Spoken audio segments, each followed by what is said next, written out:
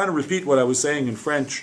First off, the election has happened, and since the election, Mr. McGuinty has been using very strong words to try to say that he's in a major minority position, and trying to make the illusion that he can govern as usual and that he can, at the very least, do what Mr. Harper did in Ottawa while he was in opposition with a minority parliament for 2 parliaments. I want to say back to him through you, and I've already said this through the Toronto media, and I've already communicated this directly to the Premier, I should say to the Liberal government, the following, is that, you need to do your math. You need to recognize a couple of things. There is a minority parliament. The count is 53-52. It means to say the government does not have a majority to pass what they want through the House, and that the government has to take that into consequence. The other thing is, this is not the federal House of Commons. There are not 4 political parties. And if Mr. McGuinty makes the mistake of thinking he can do what he did in Ottawa, he better wake up to the fact that he lives in Ontario, and our parliament is very different. The reality is there's 3 political parties in Ontario, and the government's going to need, and the opposition is going to need, to have at least one of the parties, being the NDP, to agree to do anything. And we take that responsibility very seriously. Typically what happens in a minority parliament is that people flex their muscles and they play political games. And the message that I want to give this morning is Andrea Horwath, our leader, and myself as the House leader, are going to be very clear that we're not going to participate in those games.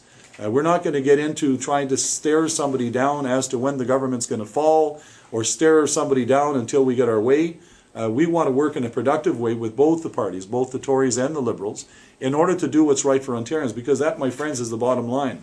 If we learned something in this election, I think what we should have come out and learned is that they weren't exactly happy with the status quo, but neither were they exactly happy with the opposition. I think Ontario sent a pretty straight message.